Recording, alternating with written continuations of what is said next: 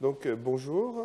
Je crois qu'il est intéressant de faire un petit résumé de ce qui s'était passé dans les cours avant. Donc, j'avais essayé de décrire comment il était possible, tout d'abord, de créer une société, quels étaient les processus, point de vue sélection des fondateurs, l'organisation, le financement de la société.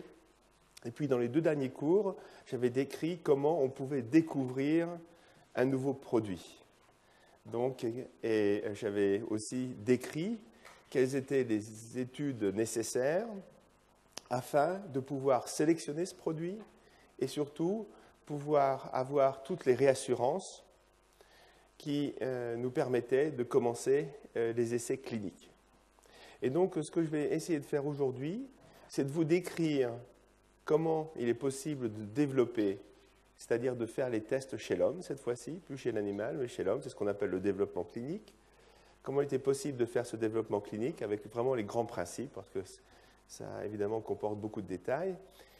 Et puis, dans la deuxième partie de ce cours sur le développement clinique, je vais prendre l'exemple du produit, le Traclear, que les fondateurs d'Actelion ont découvert et qu'Actelion a développé, pour vous montrer comment il est possible de faire un développement et quelles sont les difficultés, cette fois-ci de façon pratique. Puis dans la dernière partie du cours, cette fois-ci, on va s'adresser à la question de savoir quel est le modèle économique qui est viable pour une société de biotechnologie. Donc après cette partie de développement, la partie technique, on va commencer la partie un peu plus économique et ce que je vais appeler culturel, pour finir dans les prochains cours sur tous les problèmes, disons, éthiques, les problèmes sociaux et les problèmes politiques de la biotechnologie. Alors, qu'est-ce que c'est qu'un développement clinique? Alors, tout le monde pense, oui, un développement clinique, ça consiste à faire des expériences qui vont montrer que le produit est efficace et que le produit est sûr, peut être utilisé. Première chose à savoir, c'est qu'un développement clinique comporte toutes les activités qui sont nécessaires pour constituer un dossier qui va être jugé ou évalué par des autorités d'enregistrement. Donc le premier client pour une société de biotechnologie, ça va être les autorités d'enregistrement. En fait, ça comporte, de temps en temps, on pense que c'est une activité scientifique uniquement, mais c'est évident que ce qu'il faut faire, c'est répondre aux questions que vont se poser ces autorités d'enregistrement. Donc, dès le début d'un développement clinique, il faut essayer de réfléchir, se mettre, disons, dans la peau des gens qui vont avoir à juger ce dossier et se dire, mais si j'étais aux autorités d'enregistrement, quelles seraient les questions que je me poserais? Vous vous rendez bien compte que pour un scientifique, par exemple, je prends un produit anti-obésité. Pour un scientifique, la question est de savoir est-ce que ce produit anti-obésité diminue le poids, est-ce qu'il prévient l'appétit, comment il fonctionne, est-ce qu'il a des effets sur tel paramètre ou sur tel autre paramètre. Une autorité d'enregistrement va avoir une autre vue sur la question. Pour elle, le gros problème, c'est de savoir que si un médicament anti-obésité est développé, le problème, par exemple, de la sécurité d'utilisation, parce qu'il sait que ce sont des millions de gens qui vont tester, qui vont utiliser ce produit. Donc, pour l'autorité d'enregistrement, la première question, ça va être la sécurité d'utilisation de ce produit. Pour un scientifique, pour un produit anti-obésité, il va se dire, les gens, on va donner ce produit aux quantités normales avec la posologie, c'est-à-dire la dose normale. Les autorités d'enregistrement vont avoir une autre vue sur la question. Ils vont se dire que, comme tous les produits anti-obésité, si le produit anti-obésité marche un petit peu, le malade va prendre 2 fois, 3 fois, 4 fois la dose. Tout le monde sait que tous les produits anti-obésité sont toujours surdosés. Il y a toujours une jeune fille qui a envie de perdre 15 kilos avant d'aller sur la plage et qui va prendre 4 fois la dose, 5 fois la dose. Donc, la question que va avoir une autorité d'enregistrement, c'est de savoir qu'est-ce qui va se passer si la dose utilisée par le malade va être 3 fois ou 4 fois la dose. Vous voyez donc qu'il y a une différence entre la question scientifique et la question qui est la question posée par un dossier de développement clinique, qui est une question régulatoire. Donc, quels sont les aspects qui vont être abordés, quelles sont les questions qu'on va se poser au cours de ce développement clinique? Il va évidemment falloir avoir une notion de l'efficacité. Est-ce que le produit fonctionne? De la dose. Je reviendrai et je n'insisterai jamais assez sur la notion de dose. Tout produit peut être inefficace si la dose n'est pas suffisante. Tout produit peut être toxique si la dose est trop grande. Il faut utiliser un médicament à la dose recommandée. Il faut donc bien définir la dose utile d'un produit. La façon dont il faut administrer ce produit. Est-ce que ce produit doit être administré sous forme de comprimé, par voie intraveineuse? Mais si c'est sous forme de comprimé, est-ce qu'il doit être administré 1 fois par jour? Est-ce qu'il doit être administré 2 fois par jour? Est-ce qu'il faut le faire avant les repas, pendant les repas, après les repas? Qu'est-ce qui se passe si on prend tel aliment? Qu'est-ce qui se passe si on prend ce produit avec un autre médicament? Il va falloir définir quels sont les patients qui vont pouvoir bénéficier de ce produit. Et donc, on parle souvent de répondeurs, c'est-à-dire de gens chez qui on peut observer l'effet voulu, ou de malades non répondeurs chez qui ça ne fonctionne pas. C'est évident qu'aujourd'hui, vu le coût des médicaments, il est très important de définir, si possible, le groupe de patients répondeurs. Et je ne rentrerai pas dans les détails, mais il est évident qu'aujourd'hui, grâce aux méthodes de biologie moléculaire, il y a de plus en plus d'essais qui sont d'essais cliniques qui sont couplés avec une caractérisation génétique des malades de façon à pouvoir prévoir, si possible, quel va être le malade répondeur, quel va être le malade non répondeur.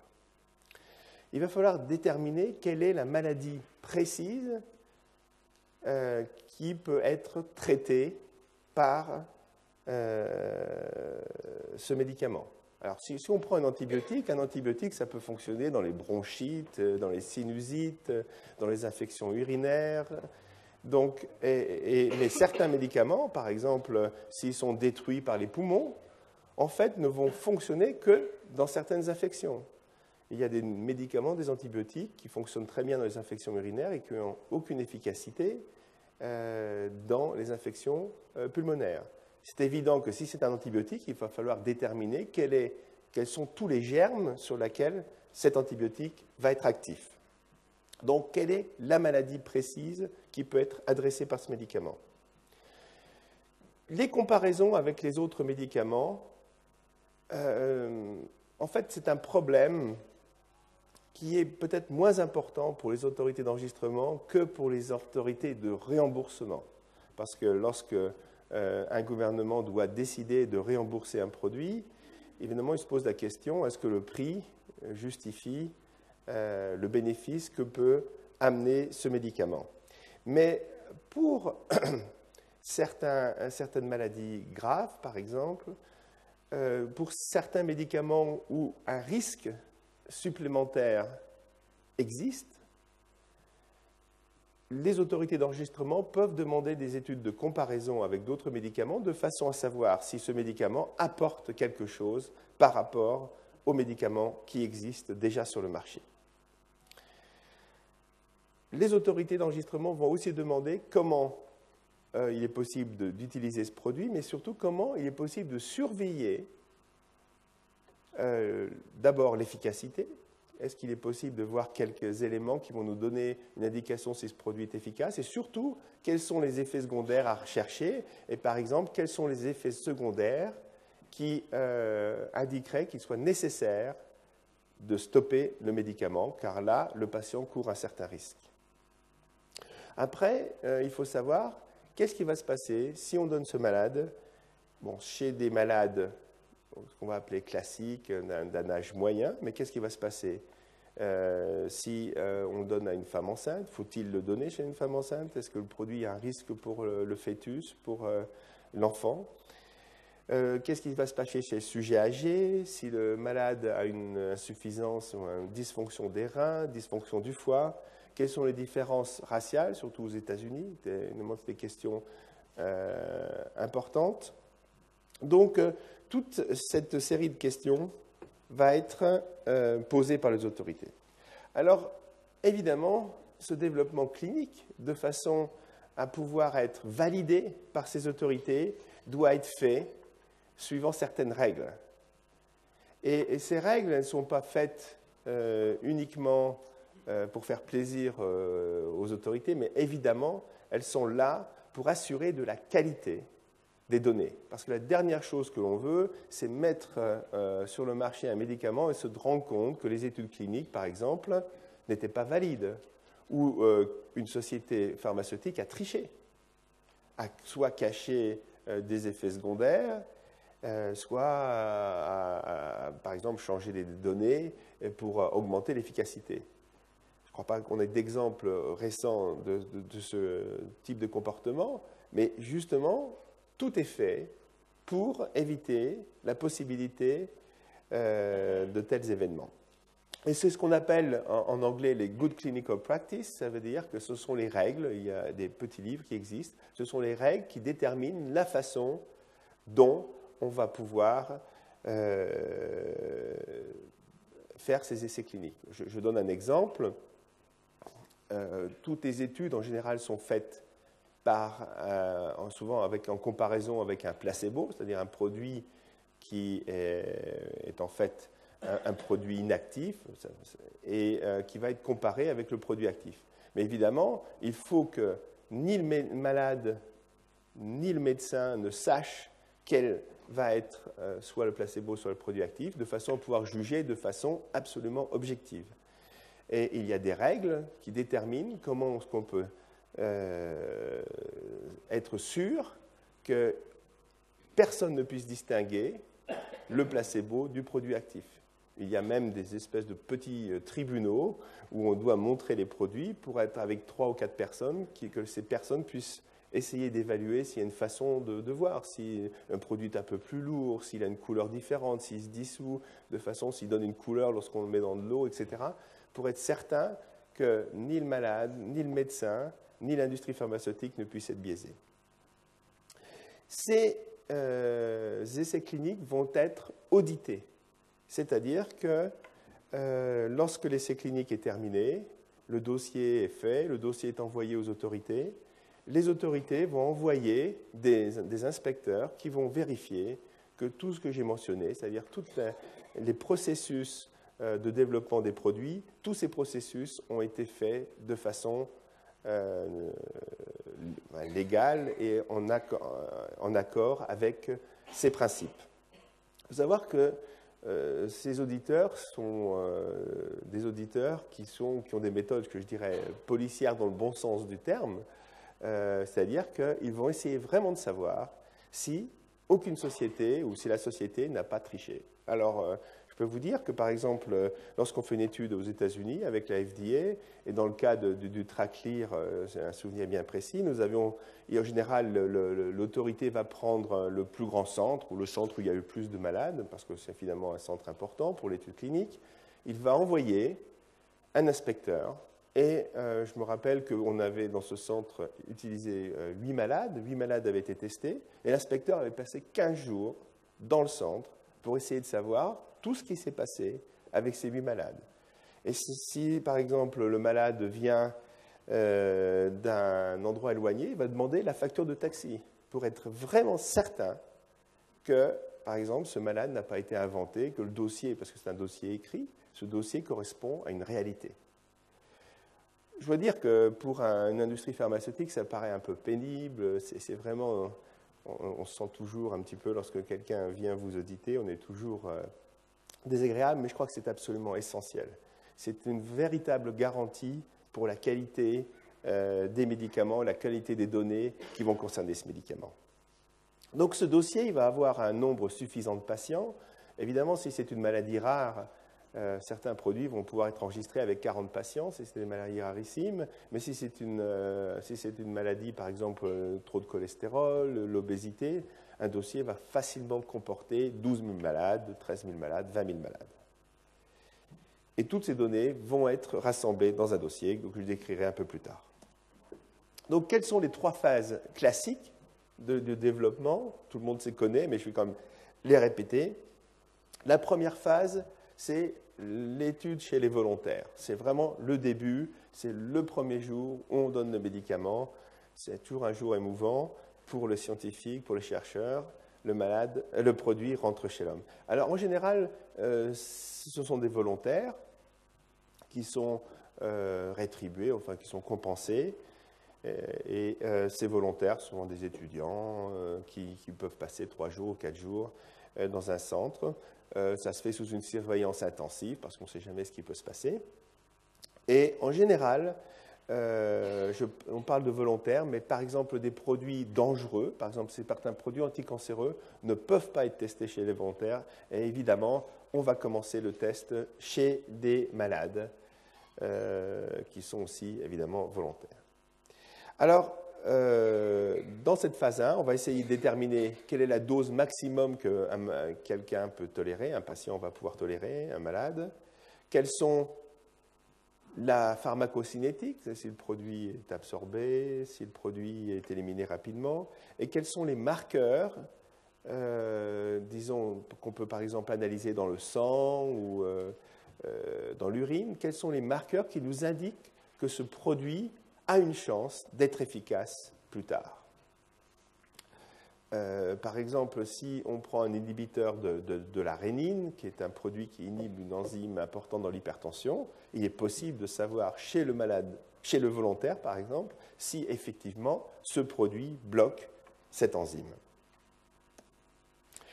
Après cette phase 1, donc chez les volontaires, on fait ce qu'on appelle la phase 2, qui est vraiment la détermination de l'efficacité de ce produit, si c'est possible, et de la définition de la dose et des effets secondaires possibles, des premiers effets secondaires, l'indication des effets secondaires. La phase 3, une fois qu'on a déterminé la dose, va consister à, avec la dose choisie grâce à la phase 2, le test, donc cette phase 3, va consister à tester chez un grand nombre de malades l'efficacité de ce produit, son bénéfice, ses risques et la durée pendant laquelle on peut utiliser ce produit, savoir si on peut le tester à vie, on peut utiliser ce produit à vie ou on peut utiliser ce produit uniquement pendant quelques mois. Avant de aller un peu plus dans le détail de ces 3 phases, ce que je voulais dire, c'est qu'il est très important d'avoir certains principes. Et je crois que c'est ça que je voudrais aujourd'hui, pour les gens qui sont vraiment intéressés par la biotechnologie, qui veulent tester des produits, je crois qu'il y a des choses qu'on apprend avec le temps et qui ne sont pas toujours écrites dans les livres et qui sont très importantes. Première chose, c'est ne pas sauter d'étape.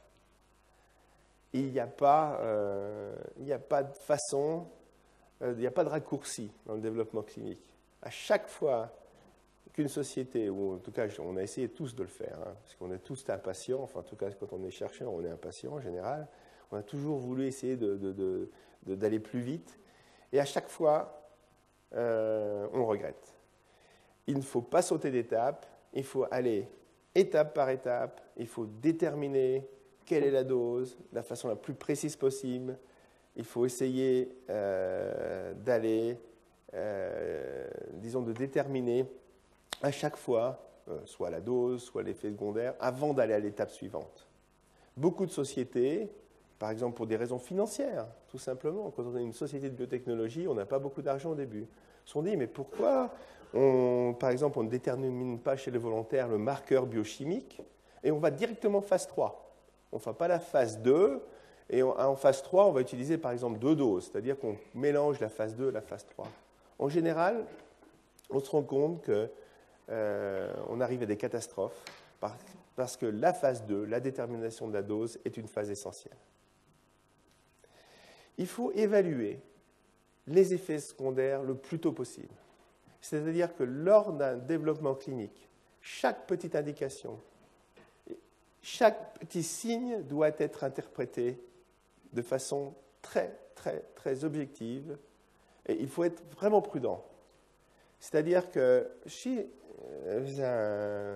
par exemple chez un volontaire, si on observe un changement à l'électrocardiogramme, un petit signe, souvent ça va être quelque chose de banal, mais rien ne doit être banal lorsqu'on fait un développement clinique. Et de temps en temps, on devient tous paranoïaques, mais en fait c'est l'état. À chaque fois qu'il y a un moindre signe clinique, moindre petit problème, la société doit être très prudente et ne doit pas considérer a priori que ce qu'on observe n'est pas un problème. Ça, c'est vraiment quelque chose de très, très, très important, tout simplement parce qu'un développement clinique va être fait sur quelques milliers de malades et le produit va être utilisé parfois sur des millions de malades. Donc c'est évident que sur les millions de malades, on ne va pas pouvoir voir les effets secondaires de façon précise. Le produit va être utilisé dans le public. Donc la phase de développement clinique, c'est la seule phase où vraiment on peut observer, où le médecin peut voir de façon assez proche quel va être l'effet du produit. Donc il est vraiment très très important de regarder ces effets secondaires de façon très précise. Les grands principes aussi, et là c'est aussi important pour la biotechnologie, il faut étudier le plus grand nombre de patients possible. Là encore, lorsqu'on commence une société de biotechnologie, on n'a pas beaucoup d'argent. Les essais cliniques, ça coûte extrêmement cher. Une phase 1, ça va coûter 4-5 millions d'euros facilement pour faire payer ses volontaires, payer les événements. Donc souvent, la société de biotechnologie qui n'a pas beaucoup d'argent essaye de trouver une façon d'utiliser le moins possible de patients. Je crois que c'est une grave erreur. Il faut utiliser au contraire, et même si on a une biotechnologie, même si on n'est pas riche, le plus grand nombre de patients possible, car en utilisant le plus grand nombre de patients possible, on a une information plus précise, et souvent c'est une façon d'économiser de l'argent.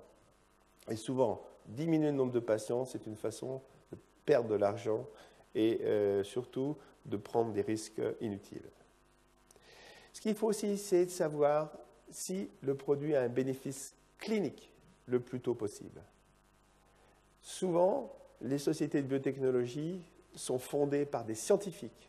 Et ces scientifiques ont toujours une tendance, c'est à être curieux, mais leur curiosité ne va pas toujours, et pas, comme j'ai mentionné, pas toujours la même curiosité que la curiosité du médecin traitant ou la curiosité des autorités d'enregistrement. Il faut essayer le plus tôt possible d'avoir des données qui paraissent un peu toujours triviales et peut-être moins prestigieuses que certaines mesures d'hormones, certaines mesures de cytokines, mesures de certaines protéines qui paraissent toujours, ou certains gènes, ou certaines modifications génétiques qui paraissent toujours prestigieuses, mais en fait, il y a des questions très simples qu'il faut poser aux patients. Est-ce que vous vous sentez mieux?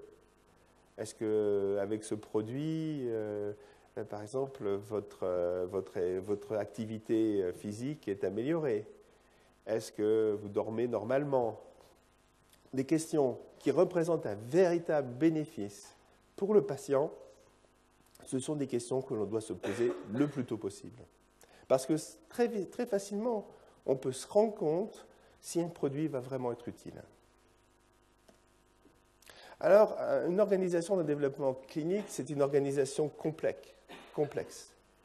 Et j'ai essayé de lister qu'est-ce que ça représente de façon pratique, un tel développement. Alors tout d'abord, il y a des scientifiques, ce sont des médecins souvent, ou ce ne sont pas forcément des médecins, ça peut être des biologistes, mais ce sont des gens qui vont essayer de déterminer quel va être le protocole d'essai clinique. C'est-à-dire qu'est-ce qu'on va mesurer, comment, quel malade, toute la description de cet essai de façon pratique qui doit être rédigée dans un document qu'on appelle un protocole. Un protocole va représenter 20 à 30 pages parce que tout doit être décrit, c'est-à-dire quel type de malade, c'est entre 25 et 50 ans, si c'est des enfants, quel âge, quel poids, quels sont les malades que l'on ne doit pas en mettre. dans cet essai clinique, comment doit-on donner le produit, comment doit-on observer les effets. Et puis, il va y avoir des statisticiens.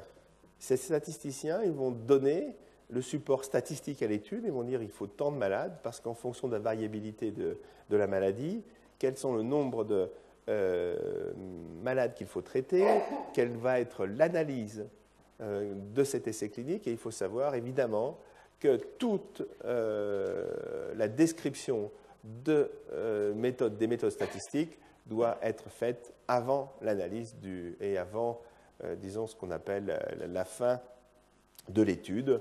Il n'est pas question de faire une étude et après de changer la méthode de façon à trouver une méthode statistique qui correspond aux données. Non, c'est une méthode décrite avant la fin de l'étude.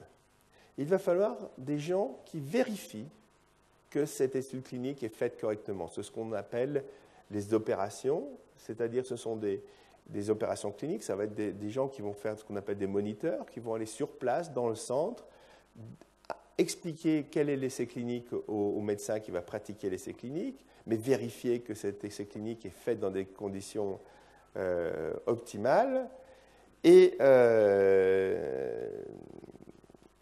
vraiment être certain que ce qu'on appelle les good clinical practice ont été faites de façon correcte. Je peux vous citer une petite anecdote qui est arrivée récemment dans la société. Nous faisions un essai clinique récemment dans un centre hospitalier qui était un centre le plus prestigieux d'un pays que je ne citerai pas, mais vraiment un centre prestigieux. Et un malade, ou plusieurs malades, avaient fini une phase d'un essai clinique et une infirmière, pour continuer le traitement, a simplement décidé de prendre au hasard les médicaments qui étaient dans le frigidaire. Et il y avait les médicaments placebo, évidemment, avec un certain code, sans savoir qu'il était un code, et les médicaments actifs. Mais elle n'avait pas pensé qu'il y avait, pour ces malades, qu'il y avait un code pour chaque malade, et qu'il fallait donc qu'elle vérifie bien que le code correspondait à chaque malade. Et donc, elle a commencé à donner du produit soit actif, soit randomisé, c'est-à-dire que personne ne savait à la fin si le malade était traité par le placebo ou par le produit actif.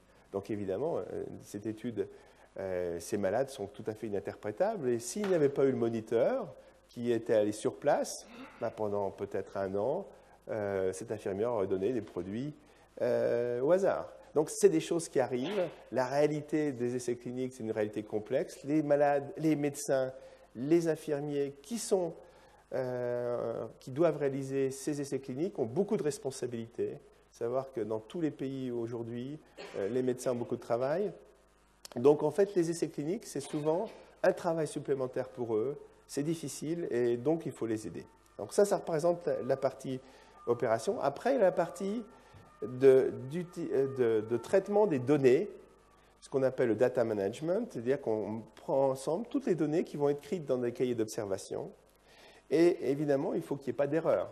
C'est-à-dire que si on se trompe, si la pression artérielle elle est de 100 mm de mercure, si un médecin se trompe et écrit 1000, ça peut changer les essais statistiques. Évidemment, ça va tout modifier. Il faut être certain qu'il n'y a pas d'erreur. Et donc, toutes les données sont vérifiées.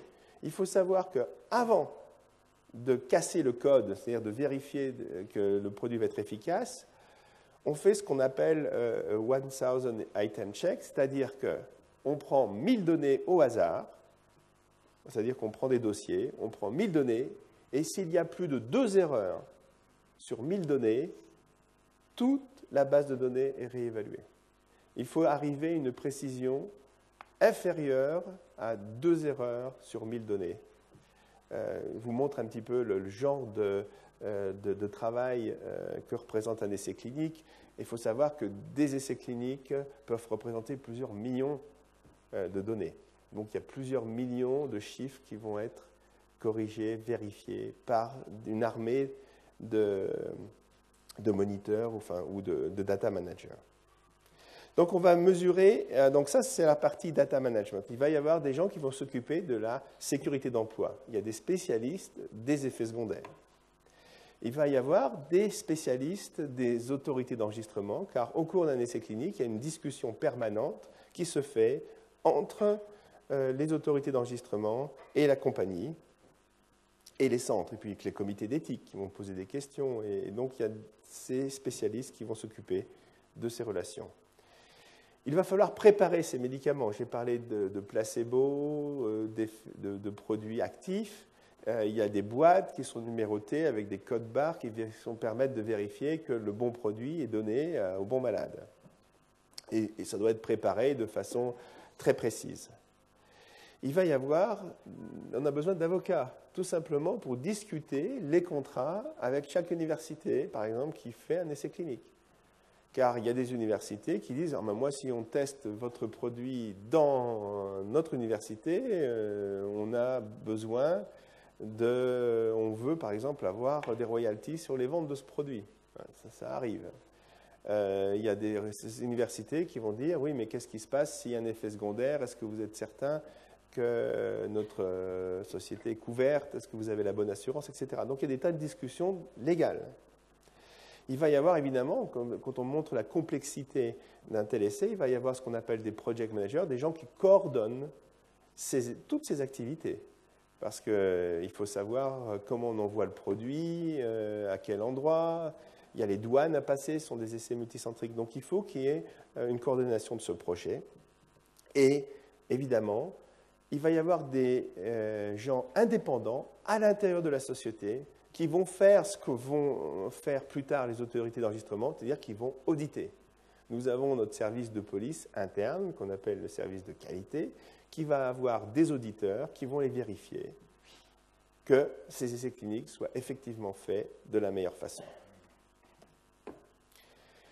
Voilà, donc ça, c'est les grands principes. Un petit peu de détails sur les 3 phases de développement. La première phase, on commence à tester le produit. Donc, on va commencer par une dose très faible, très très faible chez le volontaire. En général, on va aller 100 fois à des doses qui vont être 100 fois plus faibles que la dose à laquelle, par exemple, on a vu une activité d'un produit ou on a vu un signe de toxicité. Donc, ça va être on commence de façon très très prudente. Et puis, on va, dans un premier temps, donner une seule fois ce produit à un volontaire. On va observer pendant quelques jours qu'il ne se passe rien. Puis, on va monter la dose jusqu'à un moment où on commence à voir des effets secondaires. Parce qu'en général, le volontaire, il n'est pas malade. Donc, on ne peut pas avoir de signe sur sa maladie. Il n'en a pas. Mais on peut voir, par exemple, qu'il ne tolère pas. Il a des maux de tête, il a envie de vomir, et il n'est pas bien. Et à ce moment-là, on va déterminer la dose qu'on appelle la dose maximum tolérée. On ne va pas aller plus loin que cette dose maximum tolérée, mais c'est une dose très importante. On ne fait pas, évidemment, c'est désagréable pour certains volontaires, mais c'est très important. Parce qu'on va pouvoir savoir qu'est-ce qui peut arriver dans les malades. On va voir quels sont peut-être le premier effet secondaire qui va nous permettre de limiter la dose de ce produit. Donc cette dose maximum tolérée est importante, même si elle est bien supérieure à la dose qui va être efficace. Et on va, dans cette étude de cette phase 1, essayer de déterminer, comme je l'ai dit, quels sont les marqueurs biologiques qui vont nous permettre de montrer que ce produit est efficace. Dans la deuxième partie de la phase 1, on va aller, cette fois-ci, donner, si le médicament doit être donné de façon chronique, c'est-à-dire plusieurs fois, on va déterminer la dose maximum tolérée, mais cette fois-ci lorsqu'on donne pendant une semaine ou pendant 10 jours ce produit à des volontaires. Il faut toujours savoir qu'il faut toujours utiliser un placebo pendant cette phase 1. On se dit, oui, mais pourquoi on a des malades? Il faut savoir que lorsqu'on est volontaire et qu'on dit qu'on va vous donner un médicament qui n'a jamais été testé, on a beaucoup de chances d'être assez anxieux et d'avoir des maux de tête. 30 ou 40% sous placebo des volontaires vont dire qu'ils ont des maux de tête quand on leur donne un produit qui est équivalent à de la mie de pain ou de l'eau. Donc il faut toujours utiliser un placebo. À chaque fois qu'on a des effets secondaires, une fois sur deux, ces effets secondaires vont se retrouver dans le groupe placebo. Donc très très important. Surtout si les volontaires sont des jeunes, des étudiants, ils vont tous se retrouver souvent ensemble dans une même pièce. Alors un commence à avoir mal à la tête, tous ont mal à la tête à la fin de la journée parce qu'ils commencent à discuter, évidemment ça se contamine. Donc c'est très très important d'avoir un groupe placebo. Donc ce qu'il va falloir aussi faire dans cette étude de phase 1, c'est essayer de déterminer quelle va être l'utilisation de ce produit, quelles vont être ses interactions avec par exemple la nourriture, qu'est-ce qui va se passer. On peut prendre chez un sujet âgé, on peut prendre des volontaires plus âgés, et il est possible d'utiliser, par exemple, qu'est-ce qui va se tester chez les volontaires asiatiques, qu'est-ce qui peut se passer chez, cette fois-ci, plus des volontaires, mais chez des malades qui ont une insuffisance cardiaque, une insuffisance rénale, une insuffisance hépatique. Donc, on dit toujours que c'est de la phase 1, mais c'est en fait une détermination de la pharmacocinétique qui est classiquement considérée comme une phase 1 et qui n'est pas toujours faite chez le volontaire, mais qui permet de déterminer vraiment la façon d'utiliser ce produit dans toutes les conditions. Alors, après cette phase 1, on sait que si le produit est absorbé, si le produit est bien toléré, s'il n'y a pas un effet secondaire, évidemment, inattendu, et on va tester l'efficacité de ce produit chez des malades. Et il y a deux façons de procéder. Alors, soit on dit, on teste la dose maximum, pas la dose maximum tolérée, mais la dose maximum utilisable, et puis on va voir si le produit marche. Parce que de temps en temps, c'est la première fois qu'on utilise un produit, et on ne sait pas s'il va être actif. Alors, je vous ai parlé de l'orexine, d'un antagoniste la semaine dernière de l'orexine. Bon, on ne sait pas si chez le volontaire, et on l'a publié, les volontaires semblent dormir un peu, ils ne sont pas très bien quand on donne ce produit, mais enfin, un volontaire testé pendant la journée, c'est difficile de savoir s'il y a un effet. Et on va chez l'insomniaque, et on ne sait pas si ce produit va être efficace dans l'insomnie. Et bien, ce qu'on peut faire, c'est ce qu'on appelle une preuve du concept, c'est-à-dire qu'on va tester chez un insomniaque une seule dose. Alors, si la dose maximum fonctionne, eh bien, il est possible après de faire une dose réponse. Mais si elle ne fonctionne pas, on sait que ce produit a très peu de chances d'agir et à ce moment-là, on arrête le développement de ce produit. Donc, on peut différer. Mais par contre, aussi, on sait que le produit, c'est un produit dont le concept a déjà été testé dans d'autres conditions. Il n'est pas nécessaire de faire cette preuve du concept. Il est possible de faire une dose réponse directement. Dans le cas de l'orexine, nous avons trouvé la solution Actelion de mélanger ces deux phases et de tester la dose maximum dans un protocole qui nous permet ensuite de descendre jusqu'au point de trouver la dose non effective. C'est-à-dire qu'on a mélangé ces deux phases et nous avons d'ailleurs publié que chez l'insomniaque, les orexines antagonistes, les antagonistes de l'orexine sont très efficaces sur le sommeil. Alors, toujours utiliser des doses aussi hautes que possible, ça c'est clair, avec des grandes différences entre les doses. Il faut savoir qu'un facteur de 2 en pharmacologie humaine, ça représente presque rien. Il est très difficile de comparer l'efficacité de deux produits en différenciant la dose, un facteur de 2. Il faut savoir qu'ils sont des notions exponentielles. Il est bien préférable de faire des variations sur une échelle logarithmique des doses pour avoir des effets sur une échelle, disons, normale. C'est-à-dire qu'il est bien préférable de prendre des doses, par exemple, de 1, 3, 10, 30, plutôt que de faire 1, 1,5, 2, 2,5. Si on utilise des doses très proches, on n'a, pour ainsi dire, aucune chance d'avoir vraiment une description des doses. Et on regarde l'efficacité, on regarde aussi la sécurité d'utilisation du médicament. Après, on connaît la dose, on sait si le produit est efficace. Souvent, en phase 2, on ne peut pas avoir la véritable efficacité. Parce que si on prend par exemple un produit contre le cholestérol, la véritable efficacité, ça va être de savoir s'il diminue le nombre d'infarctus. Ça va être de savoir s'il prévient la progression de l'athérosclérose. Mais dans une étude de phase 2, c'est-à-dire dans un petit nombre de malades et dans un temps de traitement, par exemple, de 2 mois, 3 mois, il n'est pas possible de montrer des effets sur l'infarctus qui demandent des dizaines de milliers de malades. Donc ce qu'on va pouvoir faire dans la phase 2, c'est savoir, par exemple, que le produit diminue le cholestérol. Et cette diminution de cholestérol, ça va être une indication que ce produit va être actif plus tard. Donc, après cette phase 2, qui souvent ne permet pas d'avoir l'efficacité terminale, enfin définitive de ce produit, on fait une phase 3. Et dans cette phase 3, on choisit vraiment l'évaluation clinique la plus précise, la plus relevante ou la plus relevante pour le malade. Cette fois-ci, si on prend certains anticholestérol, ça va être les effets, quoique ça ne soit pas demandé par les autorités, mais ça va être par exemple l'effet sur l'infarctus ou la fréquence de l'infarctus. Si on prend un médicament contre l'agrégation, qui prévient l'agrégation des plaquettes dans le sang, on va essayer de savoir si ce produit va prévenir, par exemple, la survenue d'infarctus ou d'accidents vasculaires cérébraux. Alors, je ne vais pas aller dans le détail. Chaque classe de médicaments va demander des essais très particuliers. Si c'est un médicament contre l'épilepsie, il va y avoir un protocole bien précis. Quelques grands principes aussi. Et il y a beaucoup de risques. Et les risques d'erreur, et je crois qu'il faut très important, il faut savoir ces risques pour essayer de les diminuer.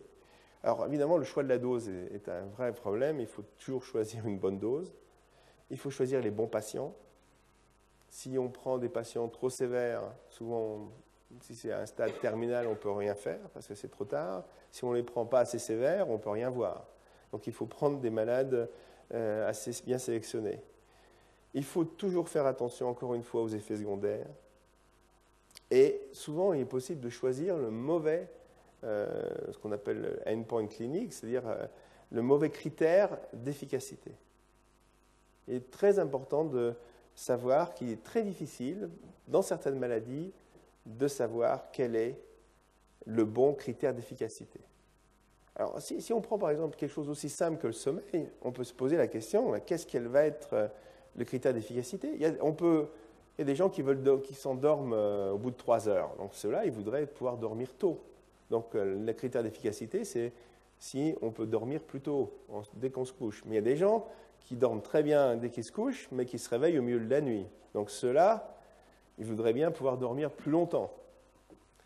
Et puis, il y en a qui veulent dormir, mais pas trop longtemps, parce qu'ils travaillent le lendemain, ils veulent pas ou ils conduisent le lendemain un métro ou un camion, donc ils ne voudraient pas être en train de dormir le lendemain matin. Donc vous voyez que le critère d'efficacité, il doit dépendre du produit, mais il doit être assez précis pour déterminer quelle est l'efficacité globale de ce produit, quelles sont ses caractéristiques.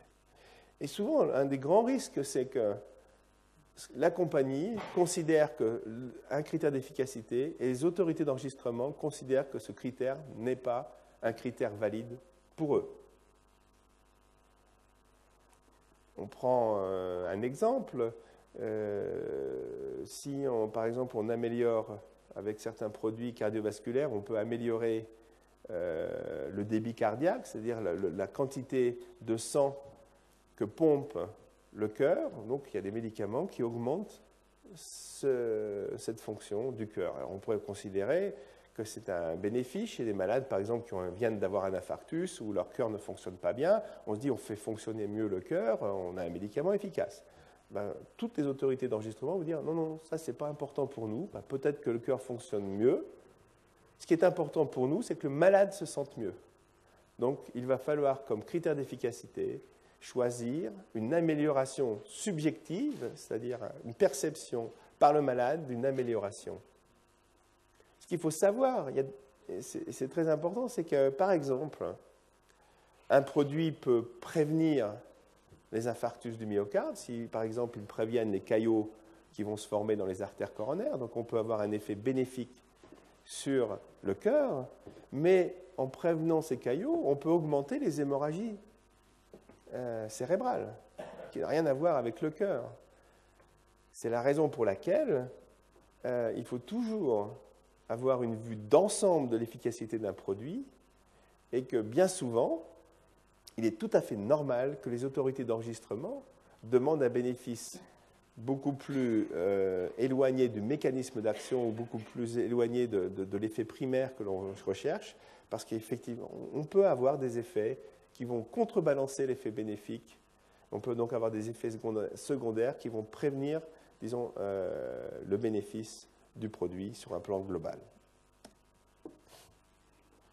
J'ai parlé de la qualité des essais.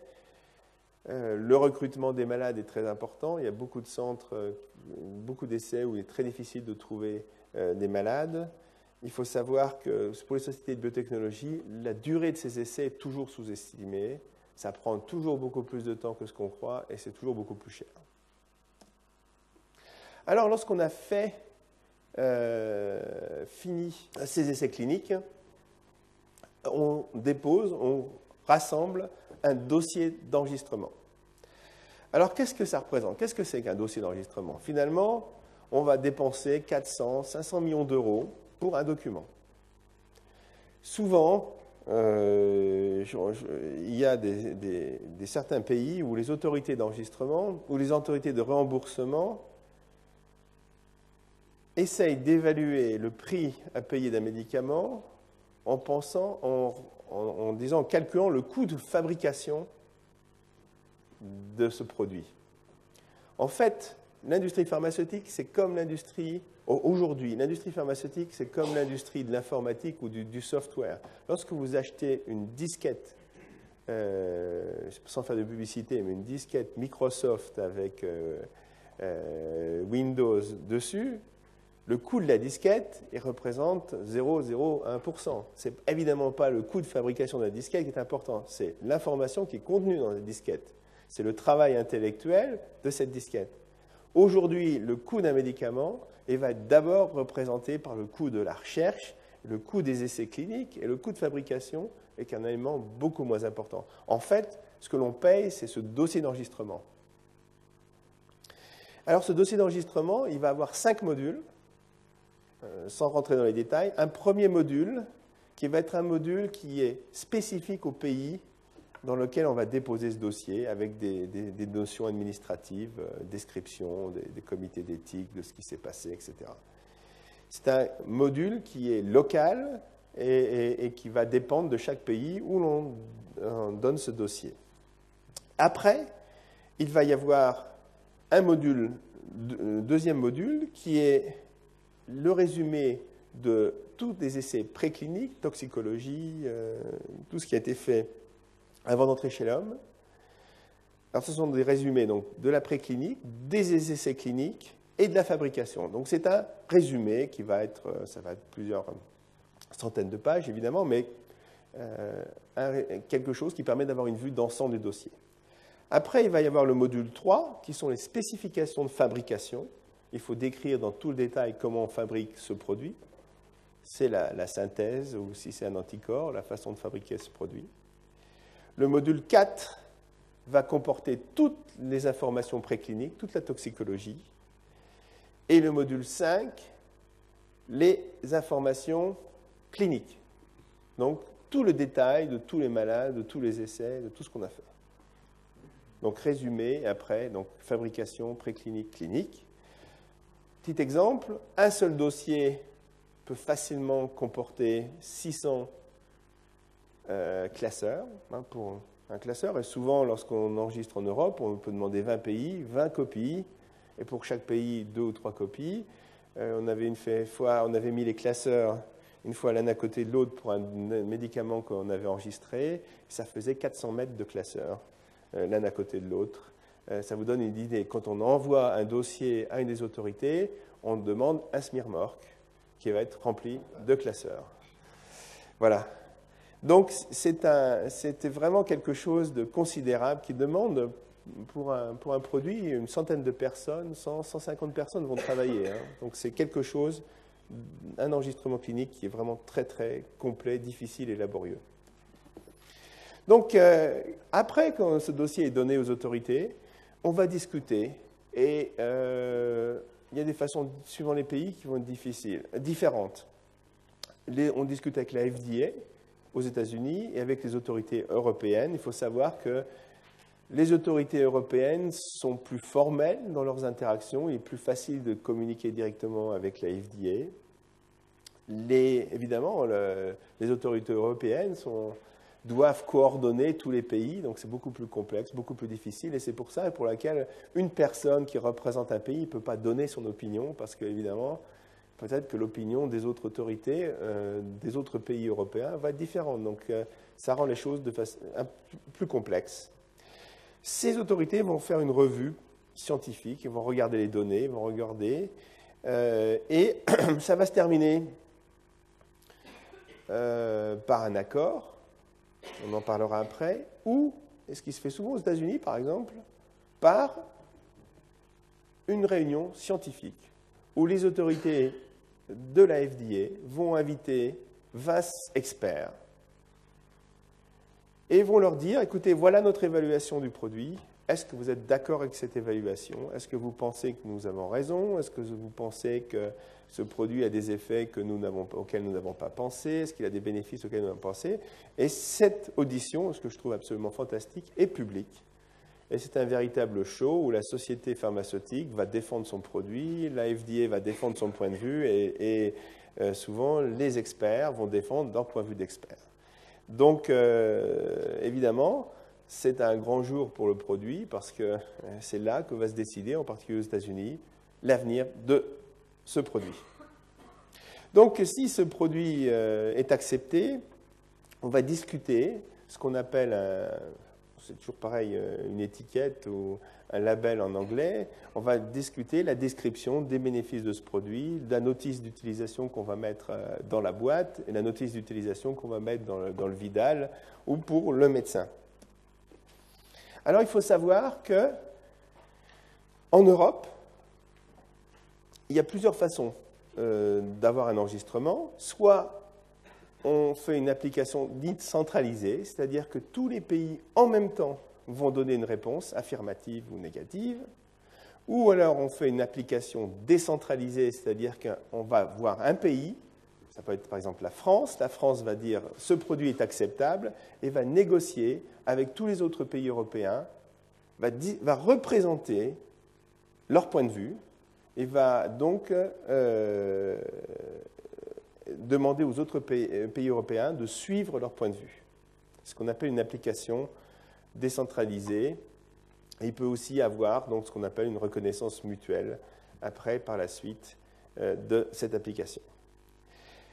L'autorisation, elle peut être définitive, c'est-à-dire qu'il n'y a aucun doute, le produit est accepté, mais elle peut être aussi temporaire, c'est-à-dire qu'on peut dire, oui, ben, on donne une autorisation pour 3 ou 4 ans, puis on va voir s'il y a des effets secondaires. On n'est pas sûr qu'en ayant testé 3000 malades, on a une idée vraiment des effets secondaires, et on va donc suivre pendant 3 ou 4 ans la sécurité d'utilisation de ce produit. C'est donc une autorisation temporaire.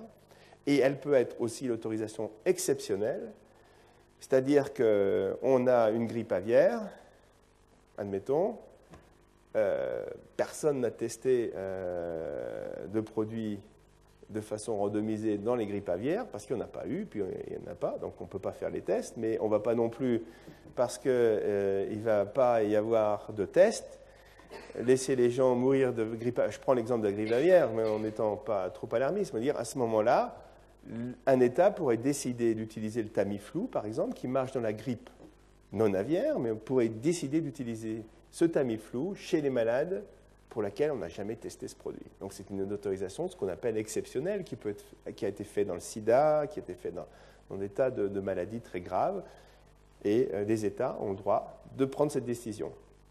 Il faut savoir qu'en France, on a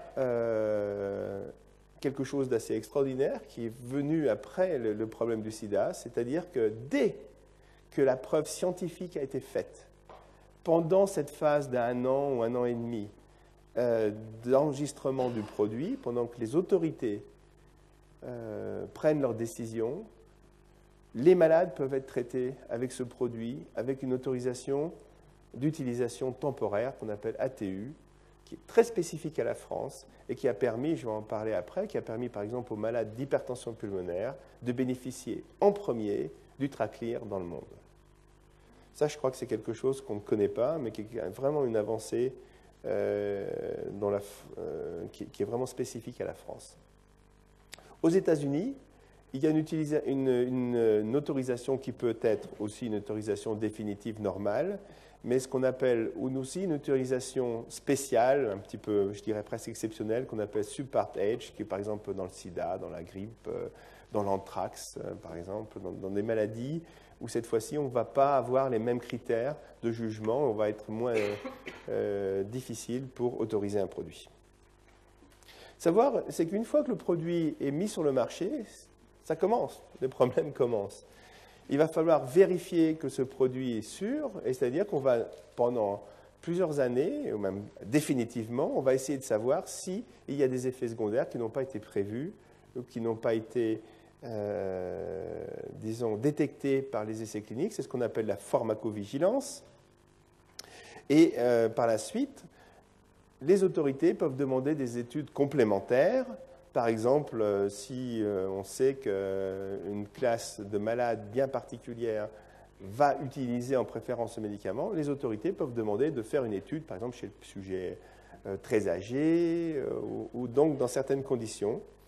Et les études pédiatriques peuvent être réalisées ou peuvent être demandées de façon autoritaire par les autorités, parce que souvent, les enfants représentent un petit marché, c'est difficile de faire des essais cliniques, et donc il y a des incitations à faire des études pour les enfants. Voilà donc, en quelques mots, la description d'un développement clinique, et peut-être qu'on peut répondre à certaines de vos questions concernant ce développement clinique. Dans la deuxième partie du cours, on va s'arrêter quelques minutes. J'essaierai de vous montrer un exemple, bref, très rapidement, et puis après on passera aux problèmes économiques et au modèle économique de la biotechnologie. Oui ? En termes d'organisation, est-ce qu'il y a des sociétés qui sous-traiter une partie? Oui, il y a beaucoup de sociétés, absolument. C'est trop difficile. Il y a beaucoup de sociétés, je vais en parler dans le modèle économique, ce qu'on appelle des sociétés de services, qui vont faire réaliser ces essais cliniques. Donc une biotechnologie est souvent un avantage à prendre une telle société. Oui ?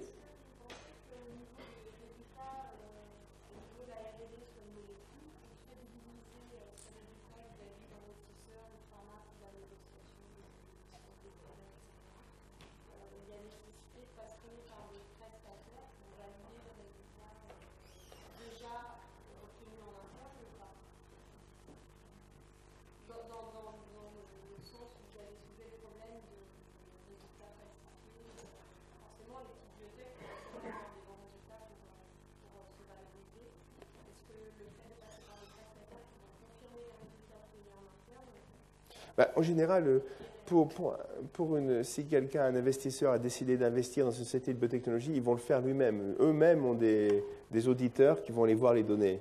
Donc, en fait, c'est pas nécessaire parce que la société, de toute façon, va vérifier elle-même. Elle ne va pas investir des millions sans savoir si les données sont de bonne qualité.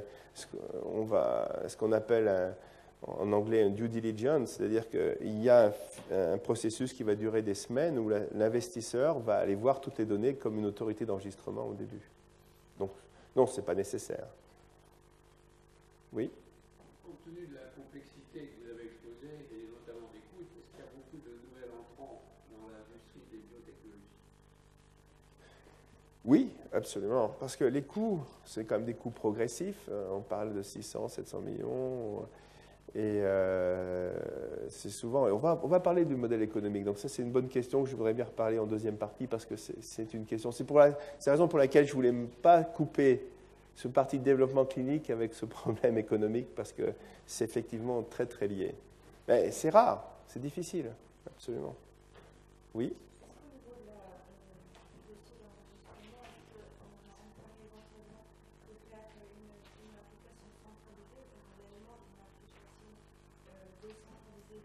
Non, il faut choisir un ou l'autre. On ne peut pas.